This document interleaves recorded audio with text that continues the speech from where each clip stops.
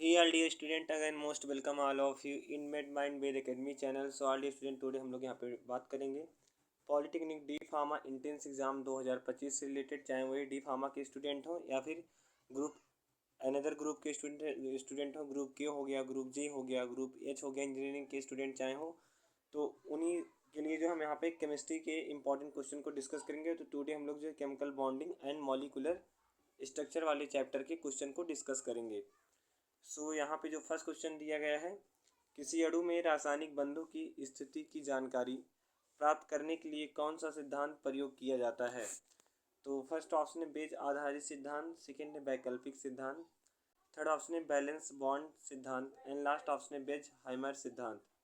तो जो बॉन्ड है, जो केमिकल बॉन्डिंग है, इनकी पोजीशन की जानकारी प्राप्त करने के लिए हम जो बैलेंस बॉन्ड थ्योरी, जो बैलेंस बॉन्ड थ्योरी है, वीवीटी थ्योरी है, इसी का उपयोग हम करते हैं।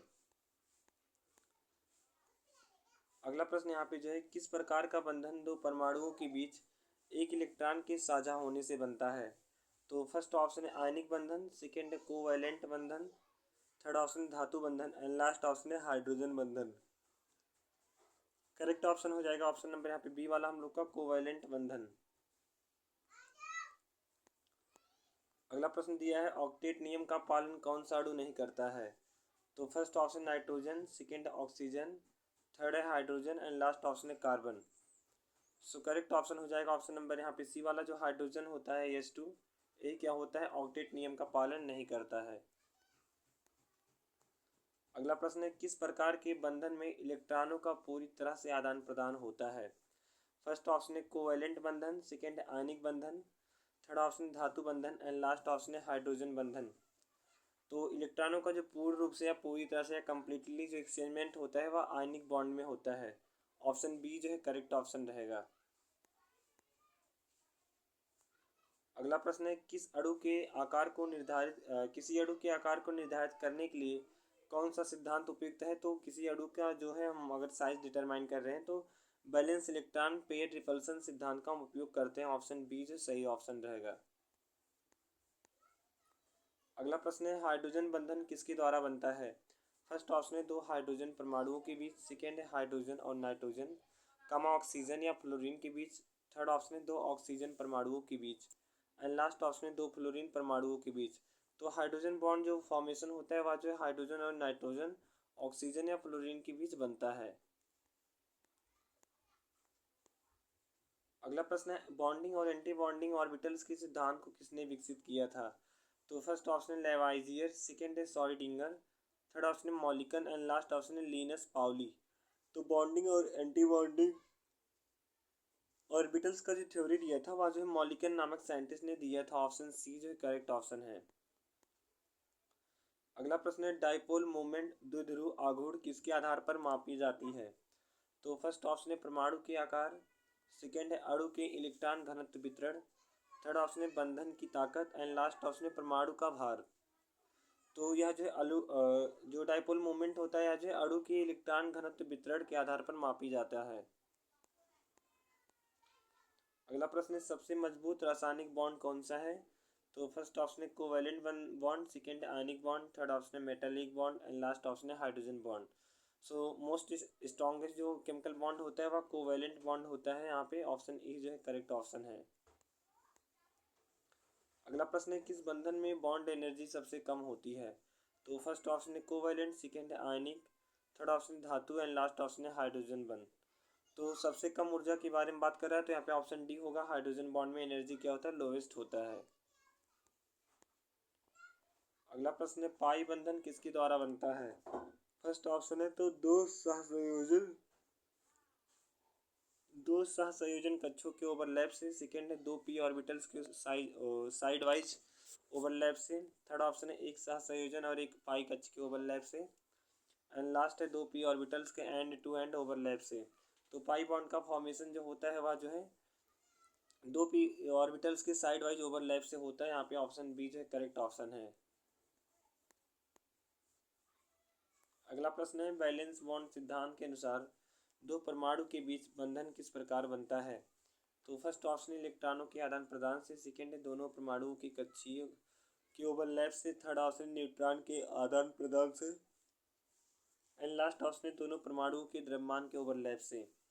तो वैलेंस बॉन्ड सिद्धांत के अनुसार दो परमाणु के बीच जो बॉन्ड का फॉर्मेशन होता है वह जो है दो परमाणुओं के कक्षीयों के ओवरलैप से बनता है। यहाँ पे ऑप्शन बी जो है करेक्ट ऑप्शन रहेगा। अगला प्रश्न है किसी अणु में एंटी बॉन्डिंग ऑर्बिटल्स का क्या मतलब है। फर्स्ट ऑप्शन है अणु की स्थिरता को बढ़ाता है, सेकेंड है अणु की अस्थिरता को बढ़ाता है, थर्ड ऑप्शन है बंधन को मजबूत करता है, लास्ट ऑप्शन है अणु को न्यूट्रल बनाता है। तो किसी अणु में एंटी बॉन्डिंग ऑर्बिटल्स का जो मतलब होता है वह होता है कि अणु की अनस्टेबिलिटी को इंक्रीज कर रहा है। ऑप्शन बी जो है करेक्ट ऑप्शन है। अगला प्रश्न है किस बंधन में अधिकतम इलेक्ट्रॉन घनत्व बंधन अक्ष के साथ होता है। तो फर्स्ट ऑप्शन है कोवैलेंट, सेकेंड है आयनिक, थर्ड ऑप्शन धातु एंड लास्ट ऑप्शन है पाई। तो अधिकतम इलेक्ट्रॉन घनत्व बंधन जो होता है वह जो है कोवैलेंट बॉन्ड के साथ होता है। ऑप्शन ए जो है करेक्ट ऑप्शन है। अगला प्रश्न है पोलर कोवैलेंट बंधन किस स्थिति में होता है। तो फर्स्ट ऑप्शन है जब दो समान इलेक्ट्रोनेगेटिव तत्व आपस में जुड़ते हैं, सेकेंड है जब दो भिन्न इलेक्ट्रोनेगेटिव तत्व आपस में जुड़ते हैं, थर्ड ऑप्शन जब एक ही परमाणु द्वारा दो बंधन होते हैं, एंड लास्ट ऑप्शन जब एक धातु और एक अधातु तत्व जुड़ते हैं। तो पोलर कोवैलेंट बॉन्ड जो है वह किस स्थिति में होता है। तो करेक्ट ऑप्शन हो जाएगा बी वाला, जब दो डिफरेंट टाइप के इलेक्ट्रोनेगेटिव एलिमेंट आपस में जुड़ते हैं तब। ऑप्शन बी जो है करेक्ट ऑप्शन है। अगला प्रश्न है जेडी लुईस संरचना किसके लिए लागू होती है। तो फर्स्ट ऑप्शन है परमाणु, सेकेंड है अणु, थर्ड ऑप्शन है आयन एंड लास्ट ऑप्शन है परमाणु और आयन दोनों। तो जेडी लुईस संरचना जो होता है वह मॉलिक्यूल के लिए लागू होता है। ऑप्शन बी जो है करेक्ट ऑप्शन है। अगला प्रश्न है आयनिक बंधन किस प्रकार के पदार्थों के बीच पाया जाता है। तो फर्स्ट ऑप्शन है दो धातु तत्वों के बीच, सेकेंड है दो अधातु तत्वों के बीच, थर्ड ऑप्शन है धातु और अधातु तत्वों के बीच एंड लास्ट ऑप्शन है दो अणुओं के बीच। तो आयनिक बॉन्ड जो है वह धातु और अधातु तत्वों के बीच पाया जाता है। यहाँ पे ऑप्शन सी जो है करेक्ट ऑप्शन रहेगा। अगला प्रश्न है रासायनिक बंधन के कारण दो अणुओं के बीच ऊर्जा परिवर्तन को क्या कहा जाता है। तो फर्स्ट ऑप्शन है बंधन ऊर्जा, सेकेंड है आयनिक ऊर्जा, थर्ड ऑप्शन है पेट एनर्जी एंड लास्ट ऑप्शन है परमाणु ऊर्जा। करेक्ट ऑप्शन है ऑप्शन नंबर ए वाला बंधन ऊर्जा। थोड़ा सा स्लीपिंग फील हो रहा है इसलिए थोड़ा सा आवाज़ सही से नहीं जा रहा होगा। 19 क्वेश्चन है मॉलिकुलर ऑर्बिटल थ्योरी का क्या उद्देश्य है। तो जो एमओटी थ्योरी दिया गया था मॉलिकुलर ऑर्बिटल थ्योरी, इसका जो मेन एम है वह क्या है बताना है। तो फर्स्ट ऑप्शन है परमाणु के इलेक्ट्रॉन की स्थिति का निर्धारण, सेकेंड है बंधन की ताकत का अनुमान लगाना, थर्ड ऑप्शन है अणु की ऊर्जा स्थिति का विश्लेषण करना एंड लास्ट ऑप्शन है परमाणु के आकार को मापना। तो मॉलिकुलर ऑर्बिटल थ्योरी का उद्देश्य होता है कि परमाणु के इलेक्ट्रॉन की स्थिति का निर्धारण करना। ऑप्शन ए जो है करेक्ट ऑप्शन है। यहाँ पे ऑप्शन ए नहीं सी रहेगा, अणु की ऊर्जा स्थिति का विश्लेषण करना। अगला प्रश्न है किस प्रकार का बंधन रासायनिक रूप से मजबूत होता है लेकिन भौतिक रूप से कमजोर होता है। तो फर्स्ट ऑप्शन है आयनिक बॉन्ड, सेकेंड है कोवैलेंट, थर्ड ऑप्शन है हाइड्रोजन एंड लास्ट ऑप्शन है धातु। सो करेक्ट ऑप्शन हो जाएगा ऑप्शन नंबर यहाँ पे सी वाला, जो हाइड्रोजन बॉन्ड है वह रासायनिक रूप से मजबूत होता है but at the point of physically ये जो है वीक होता है। अगला प्रश्न है किस परमाणु को अणु के आकार या विस्तार के लिए जिम्मेदार माना जाता है। तो यह क्वेश्चन गलत है थोड़ा टाइपिंग में। अगला प्रश्न है सबसे कम आयनन ऊर्जा किस तत्व की होती है। तो फर्स्ट ऑप्शन है hydrogen, second helium, third sodium and last option है क्लोरीन। तो सोडियम का आयनाइजेशन एनर्जी जो होता है वह कम होता है। अगला प्रश्न है वैज्ञानिक रूप से आयनिक बंधन किस प्रकार के अणुओं के बीच होता है। तो फर्स्ट ऑप्शन है दो समान इलेक्ट्रोनेगेटिव तत्वों के बीच, सेकेंड है एक धातु और एक अधातु तत्व के बीच, थर्ड ऑप्शन है दो अधातु तत्वों के बीच एंड लास्ट ऑप्शन है दो धातु तत्वों के बीच।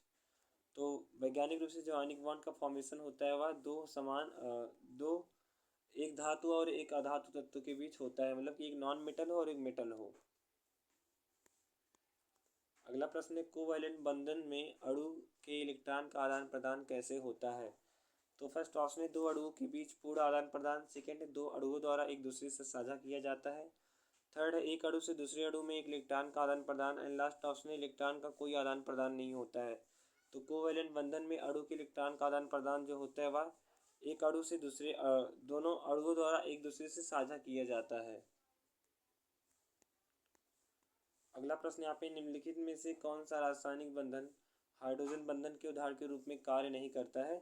तो यहाँ पहला ही ऑप्शन सही है। वाटर और अमोनिया के बीच जो बॉन्ड होता है वो क्या होता है, हाइड्रोजन बॉन्ड के फॉर्म में क्या होता है, वर्क नहीं करता है। अगला प्रश्न है, किस सिद्धांत के अनुसार अणु में बंधन के दौरान इलेक्ट्रॉनों की स्थिति को संतुलित किया जाता है? तो करेक्ट ऑप्शन होगा ऑप्शन नंबर सी वाला, वेस्पर सिद्धांत के अकॉर्डिंग हम क्या करते हैं, जो मॉलिक्यूल है उसकी पोजीशन को हम संतुलित करते हैं।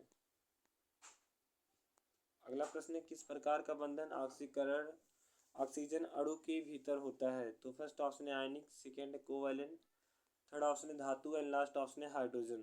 तो ऑक्सीजन मॉलिक्यूल के जो अंदर बॉन्ड होता है वह जो है कोवैलेंट बॉन्ड होता है। ऑप्शन बी जो है करेक्ट ऑप्शन रहेगा। अगला प्रश्न है, कौन सा रासायनिक बंधन अधिकतम दीर्घकालिक स्थिरता मतलब कि लॉन्ग टाइम तक स्टेबिलिटी को प्रदान करता है? तो फर्स्ट ऑप्शन है कोवैलेंट, सेकेंड है आयनिक, थर्ड है धातु एंड लास्ट ऑप्शन है हाइड्रोजन। सो करेक्ट ऑप्शन हम लोग का ऑप्शन नंबर ए वाला, कोवैलेंट बंधन। अगला प्रश्न है, आणविक ऑर्बिटल सिद्धांत का मुख्य उद्देश्य क्या है? तो इस थ्योरी का या फिर जो बोले हम मॉलिक्यूलर ऑर्बिटल थ्योरी का जो मेन प्रिंसिपल यह है कि अणु के बंधन के लिए आवश्यक कक्षीय ऑर्बिटल्स का निर्धारण करना। ऑप्शन ए जो है करेक्ट ऑप्शन रहेगा। अगला प्रश्न है, बॉन्डिंग ऑर्बिटल और एंटी बॉन्डिंग। तो यहाँ सेकेंड टाइम क्वेश्चन रिवाइज हो रहा है, सो आंसर करेक्ट ऑप्शन हो जाएगा ऑप्शन नंबर डी वाला, मॉलियर।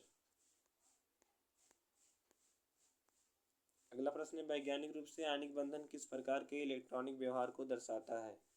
तो फर्स्ट ऑप्शन इलेक्ट्रॉनों का साझा होना, सेकेंड है इलेक्ट्रॉनों का पूर्ण आदान प्रदान, थर्ड ऑप्शन दोनों के बीच केवल एक साझा electron and last option electron का कोई आदान प्रदान नहीं। So correct option option number B वाला, कंप्लीट एक्सचेंजमेंट ऑफ इलेक्ट्रॉन। अगला प्रश्न है, वैलेंस बॉन्ड सिद्धांत में हाइब्रिडाइजेशन से क्या तात्पर्य है? तो वैलेंस बॉन्ड सिद्धांत में जो हाइब्रिडाइजेशन से तात्पर्य होता है या होता है कि एक से अधिक ऑर्बिटल्स का संयोजन। अगला प्रश्न है, कौन सा अणु हाइब्रिड ऑर्बिटल के आधार पर sp3 हाइब्रिडाइजेशन प्रदर्शित करता है? तो फर्स्ट है CO2, सेकेंड CH4, थर्ड है NH3 एंड लास्ट ऑप्शन है H2O। तो अकॉर्डिंग टू हाइब्रिड ऑर्बिटल या फिर हाइब्रिड ऑर्बिटल के आधार पर जो हाइब्रिडाइजेशन sp3 प्रदर्शित करता है वह मीथेन है। ऑप्शन बी जो करेक्ट ऑप्शन रहेगा, मीथेन। अगला प्रश्न है, पोलर कोवैलेंट बंधन के दौरान अणु में किस प्रकार का विभाजन होता है? तो अणु में जो विभाजन होता है वह इलेक्ट्रॉनों का असमान विभाजन होता है। अगला प्रश्न है, कोवैलेंट बंधन में जो अणुओं के बीच साझे इलेक्ट्रॉन की संख्या क्या कहलाती है? तो यह जो बॉन्ड ऑर्डर कहलाता है। ऑप्शन बी जो करेक्ट ऑप्शन रहेगा। अगला प्रश्न है, बोर के अनुसार क्वांटम सिद्धांत को किस सिद्धांत में माना जाता है? तो बोर के अनुसार क्वांटम सिद्धांत को जो है बंधन और एंटी बॉन्डिंग सिद्धांत के रूप में माना जाता है। ऑप्शन बी जो है करेक्ट ऑप्शन है, मतलब कि बॉन्डिंग और एंटी बॉन्डिंग थ्योरी के रूप में माना जाता है। यह भी क्वेश्चन थोड़ा सा मिस्टेक है। अगला प्रश्न है, किस सिद्धांत का प्रयोग करते हुए अणु के आकार का अनुमान लगाया जाता है? तो यहाँ पे करेक्ट ऑप्शन हो जाएगा ए वाला, विस्पर सिद्धांत का उपयोग हम करते हैं। देन उसके बाद मॉलिक्यूल का हम साइज डिटरमाइन करते हैं। अगला प्रश्न है, कौन सा तत्व ऑक्टेट नियम का पालन नहीं करता है? तो फर्स्ट है hydrogen, second nitrogen, third oxygen and last option है कार्बन। सो ऑक्टेट नियम का जो पालन नहीं करता है वह होता है हाइड्रोजन। ऑप्शन ए जो करेक्ट ऑप्शन है। अगला प्रश्न है जो कि लास्ट है प्रश्न है इस सेशन का, हाइड्रोजन बंधन में किसका योगदान होता है? तो फर्स्ट ऑप्शन है केवल इलेक्ट्रॉन, सेकेंड है केवल प्रोटॉन, थर्ड ऑप्शन है इलेक्ट्रॉन और प्रोटॉन दोनों एंड लास्ट ऑप्शन है केवल न्यूट्रॉन। तो हाइड्रोजन बॉन्ड के फॉर्मेशन में जो है इलेक्ट्रॉन और प्रोटॉन दोनों का इक्वल फॉर्म में रोल होता है। ऑप्शन सी जो है करेक्ट ऑप्शन है। सो मिलते हैं नेक्स्ट वीडियो में। All of you dear student, take care of yourself and your family members.